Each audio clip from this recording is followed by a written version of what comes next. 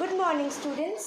मैं ऋषा भट्टाचार्य, प्रवक्ता भौतिक विज्ञान GGIC कटरा, आज कक्षा 12 के लेक्चर में आप सभी का स्वागत करती हूँ। पिछले लेक्चर में हमने ओम का नियम पढ़ा था और ओम के नियम में हमें ये पता चला था कि जो विभवांतर होता है दो बिंदुओं के बीच, वो समानुपाती है उस चालक में बहने वाले विद्युत के। जब हम समानुपाती का चिन्ह हटाते हैं तो नियतांक R लगता है, जिसे हम कहते हैं प्रतिरोध। आज हम प्रतिरोध के विषय में ही अपनी चर्चा करेंगे। स्टार्ट करते हैं प्रतिरोध की निर्भरता। प्रतिरोध किस पर निर्भर करता है?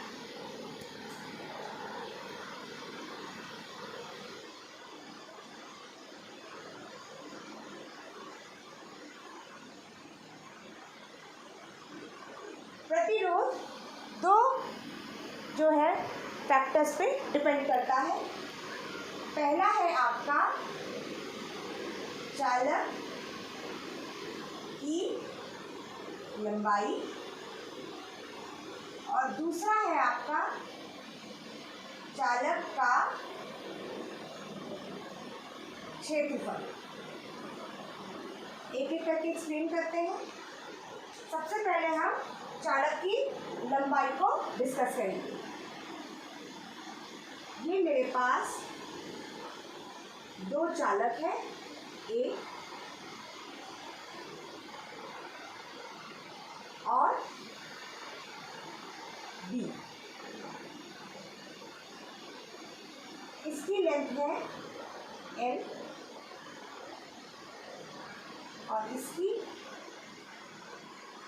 तो आपको एक उदाहरण दे रही हूँ।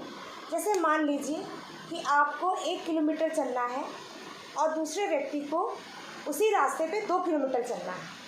तो ये बताइए कि अगर एक ही जैसी भीड़ हो सड़क पर तो कौन जल्दी पार करेगा?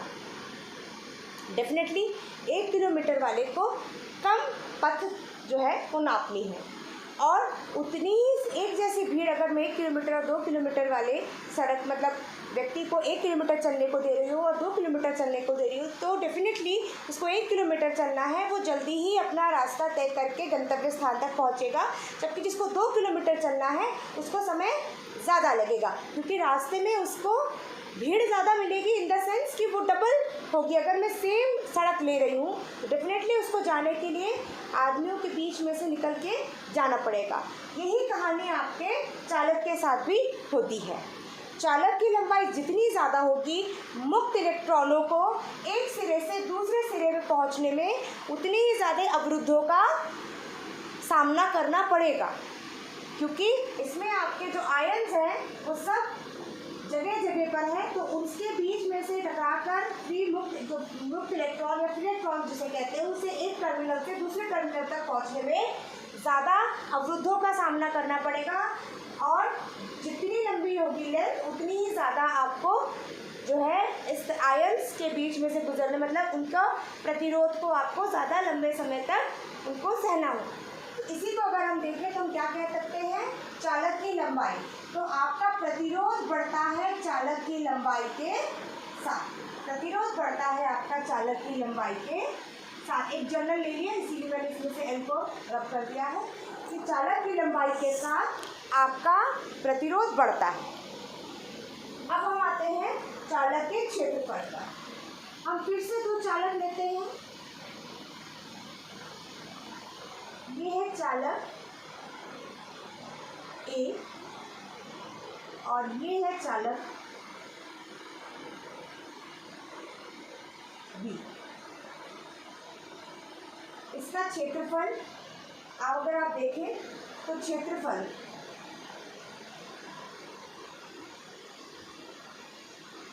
A का छोटा है क्षेत्रफल B से।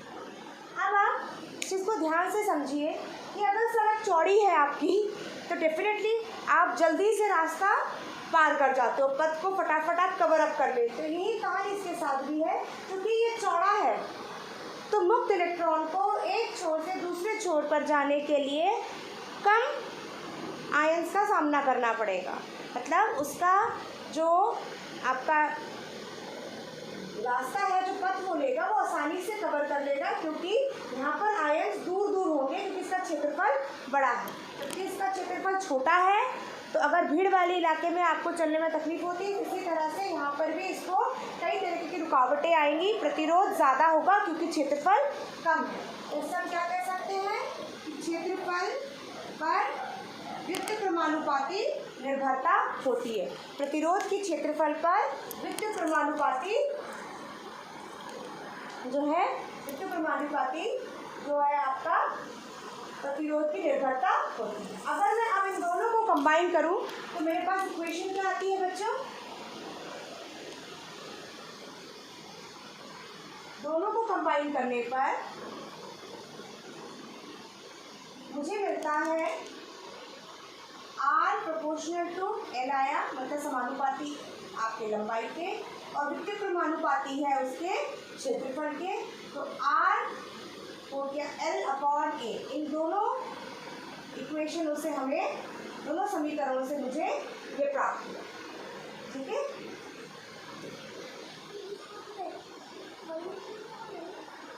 अब जब हम समानुपाती का चिन्ह हटाते हैं तो क्या लगता है? एक नियंतांक लगता है। तो यहाँ पर आएगा आपका एक नियंतांक, और ये नियंतांक क्या होता है बच्चों? रो। ये नियंतांक क्या कहलाता है? रो, ग्रीक वर्ड है रो। और इसको क्या कहते हैं? इसको कहते हैं विशिष्ट प्रतिरोध। इसको क्या कहते हैं आपके? विशिष्ट प्रतिरोध या प्रतिरोधकता या प्रतिरोधकता। तो अब आपका इक्वेशन क्या आ जाएगा? इसको R हो गया रो L/A। अब हम मात्रक की बात करें तो सबसे पहले हम R ले रहे हैं। R का हमने सबसे पहले डेफिनेशन पढ़ा क्या था? V/I। इसको नापते हैं वोल्ट में और इसको नापते हैं एम्पियर में। तो R का मात्रक कितना आ गया? वोल्ट प्रति एम्पियर। इसका मात्रक कितना आ गया आपका? वोल्ट प्रति एम्पियर। स्टैंडर्ड फॉर्म में हम इस तरह से लिखते हैं। तो 1 वोल्ट प्रति 1 एम्पियर, यही होता है आपका O। 1 O 1 O। ठीक है, इसे क्या कहते हैं? O। ये चिन्ह को क्या कहते हैं? O। क्योंकि ओम का नियम है तो इस चिन्ह को हम क्या कहते हैं? ओम। अब अगर मैं ओम को डिफाइन करना चाहूँ तो ओम की डेफिनेशन क्या होगी मेरी?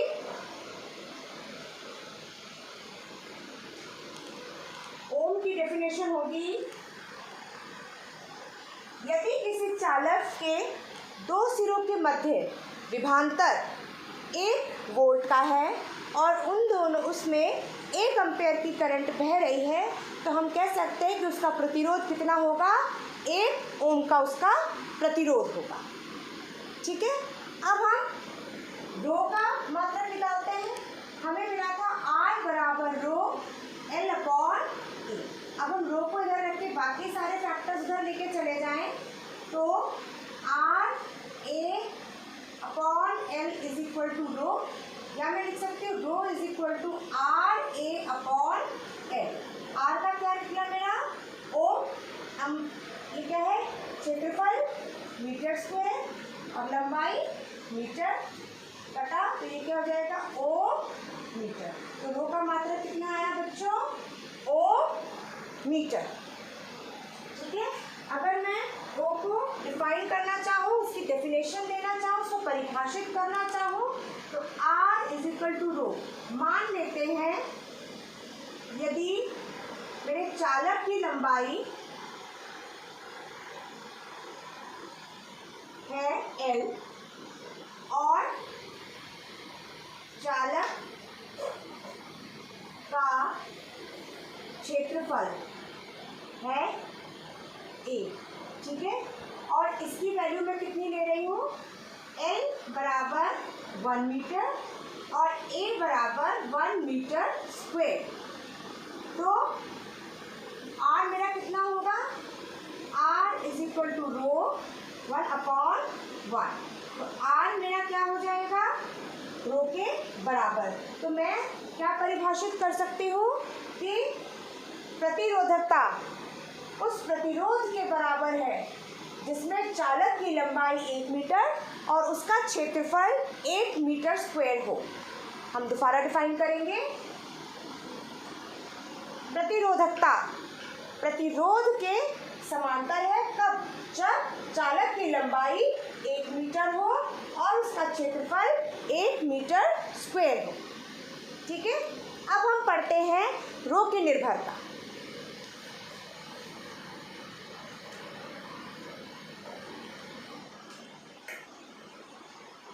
अब हम देखते हैं प्रतिरोधकता किस किस पर निर्भर करता है।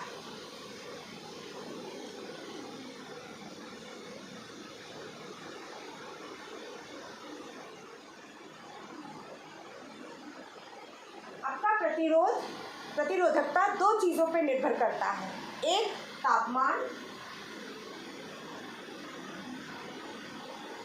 और दूसरा है आपका पदार्थ की प्रकृति।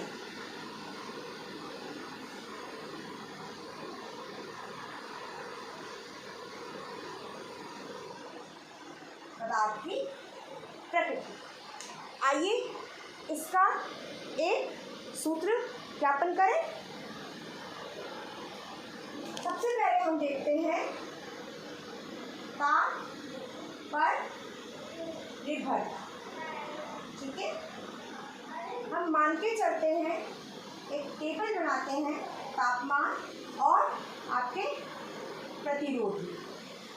अब माना जब तापमान T0 था तो प्रतिरोध कितना था? R0। अब आपका तापमान है T, तो प्रतिरोध कितना हो जाता है? RT। अब सबसे पहला फैक्ट जो हम इसमें पढ़ेंगे, सबसे पहला फैक्ट वो ये कहता है कि प्रतिरोध में परिवर्तन प्रारंभिक प्रतिरोध पर निर्भर करता है। प्रतिरोध में परिवर्तन प्रारंभिक प्रतिरोध पर निर्भर करता है। जैसे मान लीजिए कि मेरे पास दो प्रतिरोध है, R1 और R2। ठीक है, अब अगर मैंने टेम्परेचर में चेंज किया 5 डिग्री सेल्सियस का, ठीक है, पहले टेम्परेचर मान लीजिए यहाँ लेके चलते हैं, T1 था मान लीजिए 20 डिग्री सेल्सियस और T2 था हो गया है 25। ये दो हम टेम्परेचर ले रहे हैं। T1 पे अगर ये 10 डिग्री है और ये 50 डिग्री सेल्सियस है और 5 के बाद आपको ये दिखेगा कि अगर इसमें बदलाव, मान लीजिए ये हो गया आपका 18 डिग्री सेल्सियस, तो इसमें बदलाव करीब आपका हो जाएगा 76 डिग्री सेल्सियस के आसपास। मतलब जो आपका चेंज है 5 डिग्री का ही देखिए फर्क है, लेकिन निर्भरता किस पर है?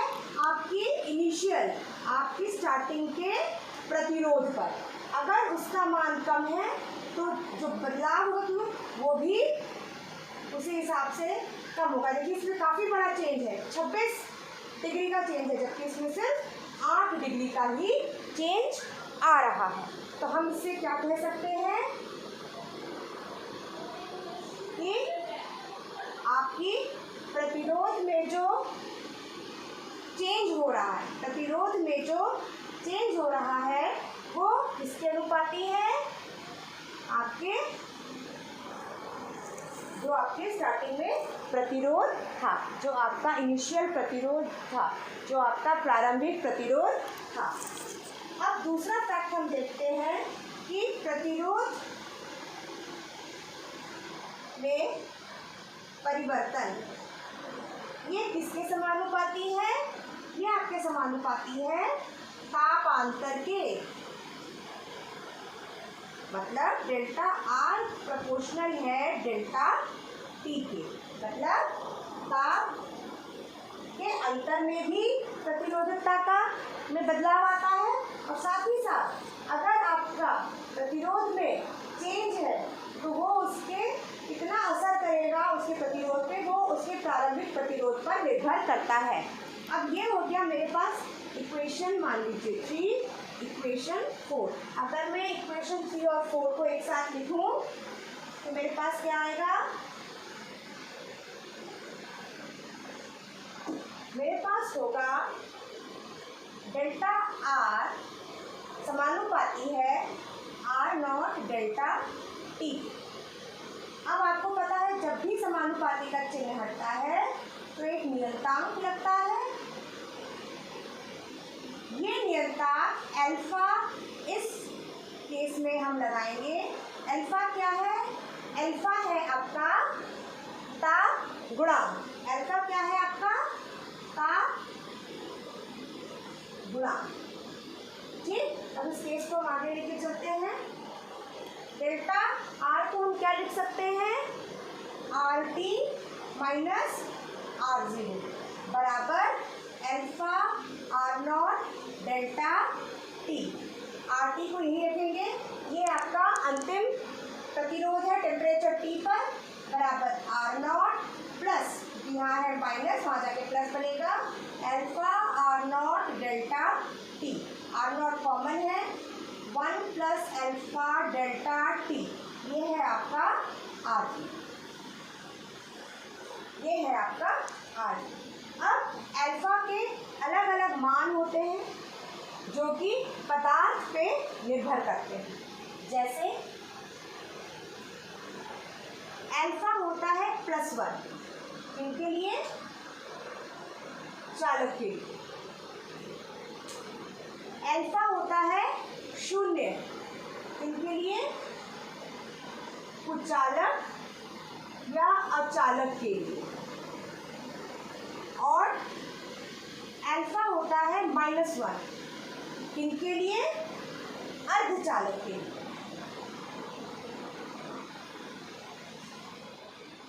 अब इन तीनों को डिस्कस करते हैं। पहले हम चालक लेके चलते हैं। चालक के लिए अल्फा क्या है? +1। अगर मैं ये वाला समीकरण लिखूं,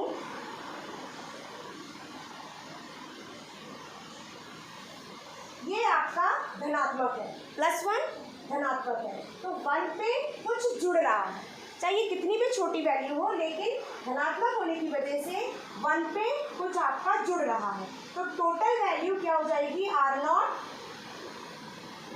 पे कुछ जुड़ के ये वैल्यू बड़ी हो जाएगी। तो हम क्या कह सकते हैं कि इस कंडीशन में आर टी बड़ा होगा आर नॉट से, क्योंकि आर नॉट पे देखिए एक वैल्यू जुड़ रही है, तो आर टी बड़ा होगा आपका आर नॉट से, तो प्रतिरोध आपका बढ़ जाएगा। चालक में प्रतिरोध टेम्परेचर के साथ, ताप के साथ बढ़ जाएगा। अगर हम कुचालक की बात करें तो कुचालक में अल्फा की मान 0 होता है, तो R T is equal to R naught 1 plus alpha delta T.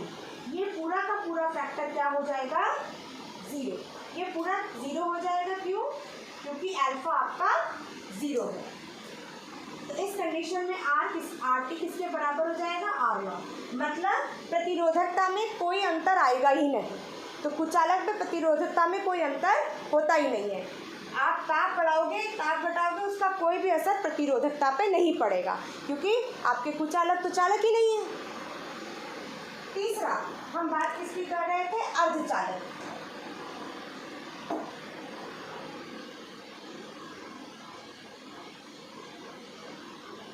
अर्धचालक में वही समीकरण दोबारा लिखते हैं। अब इसमें क्या है?